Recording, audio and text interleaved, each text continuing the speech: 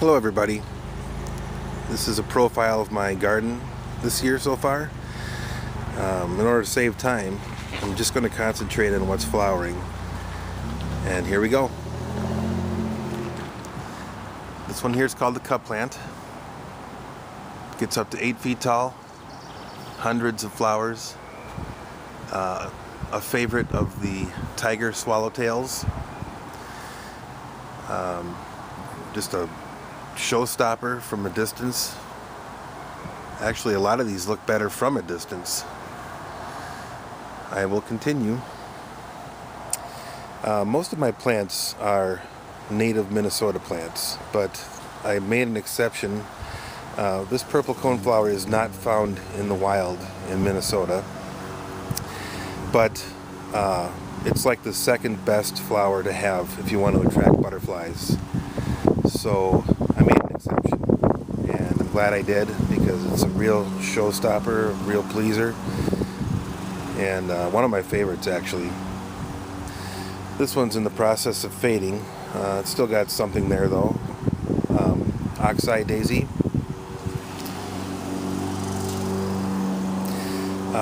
Even though I try to make my garden mostly native Minnesota plants, I made a couple exceptions. In this case, bee balm, bee balm is the reddish one here. This one is a native, called bergamot. You can see the bees are just going crazy over these. If you're a person who's afraid of bees, let me show you something. There's absolutely nothing to fear from a bumblebee. The only time you would ever have to fear a bumblebee is if you're screwing around with their nest. They don't care about you. So just keep that in mind next time if you are afraid of bees. No problem. No problem at all. Alright, continuing. More purple cones.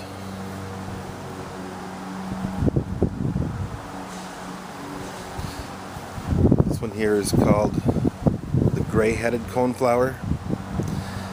This wind is going to make it hard to... Oh, here we go, monarch. Just like what I was telling you about. I'm telling you, if you want monarchs, you got to have purple coneflowers in your yard.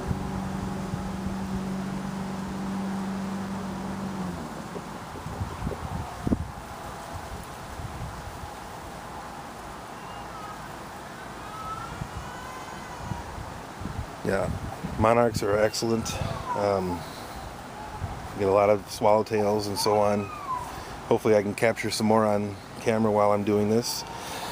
This one here, salvia, I grew this one myself. This is not a native to Minnesota. I grew it from seed. The reason why I grew it is because it attracts hummingbirds, and I have a lack of red color in my garden.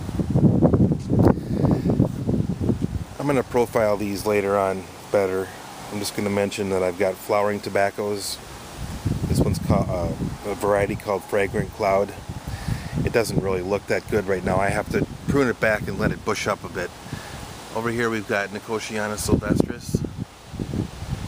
It's supposed to have a good smell. I haven't been able to smell it yet, but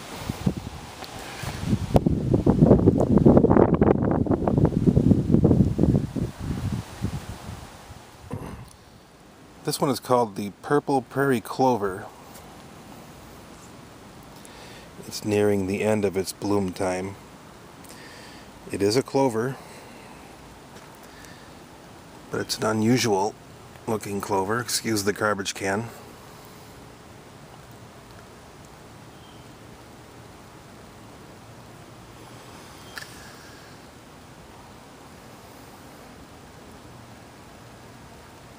It's an interesting something to have. I had a little bare patch of dirt here, and they're doing really nice right in between the sidewalk.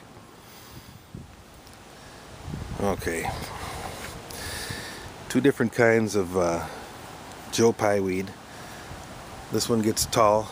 They're both tall, but this one gets a little bit taller than the other one. This is called the sweet Joe Pye weed. Once again, another excellent attractor for butterflies. The flower itself isn't that attractive to, the human eye. At least not as attractive. I mean, I like it. This one's Joe Pyeweed. And after reading a book by Jerry Coyne called Why Evolution is True, I now understand how these two species got separated. I don't know specifically how they got separated, but I know that at one point they were one species, and after a period of being separated,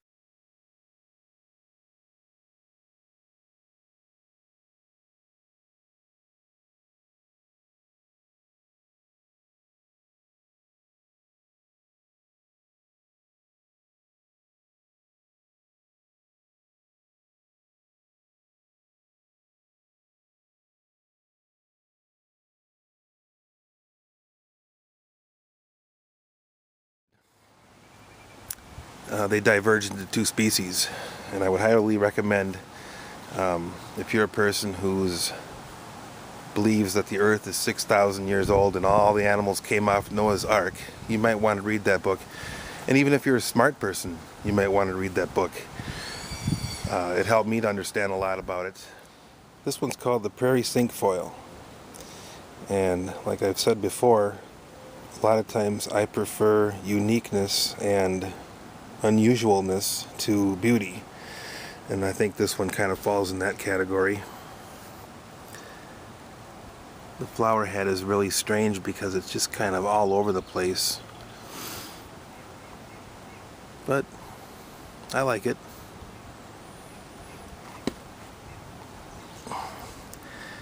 Related to strawberries.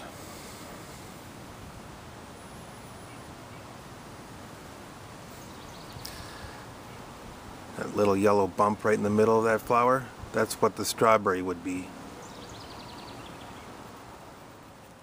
Okay, so here's the gray-headed coneflower again. Actually, this flower is one of the flowers that got me started on this whole Minnesota native wildflower thing. It's interesting. See, I prefer interesting over beautiful. But it's still beautiful, isn't it? Anyway, got a purple cone down there looking nice. More bergamot. This oxeye is still going strong. Native Minnesota plant.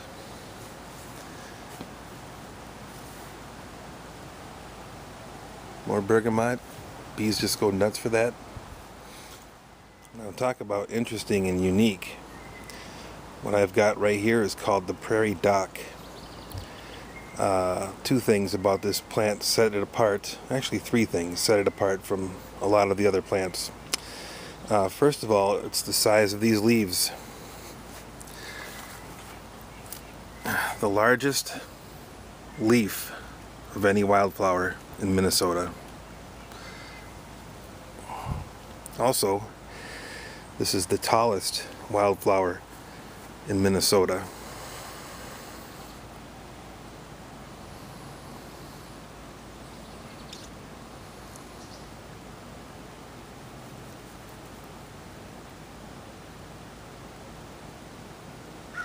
This plant can get up to 12 feet tall.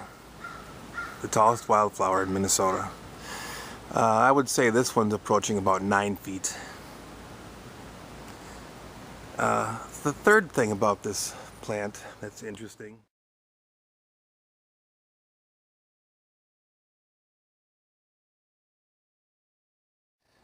This is a flower head from a cup plant, but it resembles the prairie docks almost exactly. And I'm going to use it as an example to show you what I'm talking about. Normally, in composites, like these flowers are, the seeds would form in this region right here. This is called the disc flower area. And the rays would come out here. That's the petals, they're rays.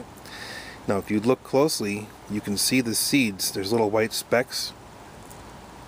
That's part of the seeds.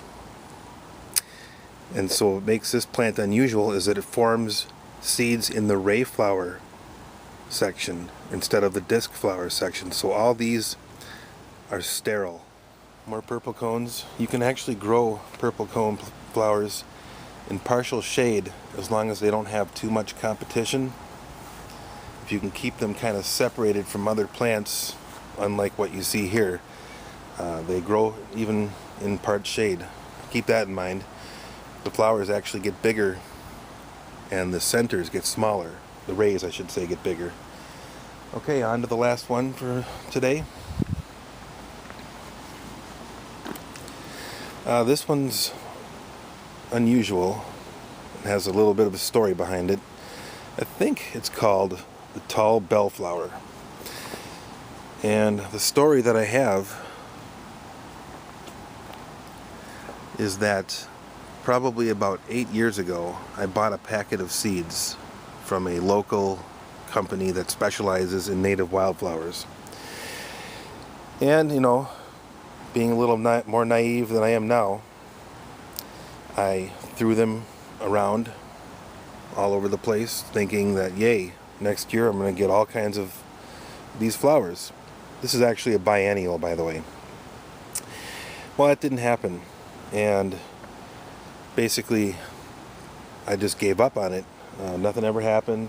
Well, I did some renovating in the garden this year, and I must have disturbed the soil just right.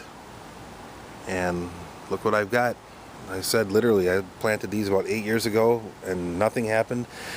So a lot of times these seeds require a special event to happen to break their dormancy. And in this case, it was probably just disturbing the soil, and plus there's a spruce tree that is nearby that the top broke off in the winter and provided more sunlight. So some force, you know, or combination of forces caused this to flower, and I'm really excited. It doesn't look as good as it did a few days ago, but I still think I should mention it. Anyway, kind of a neat surprise. And to keep this video as short as possible, I'm going to sign off. I'll make another one later. Thank you.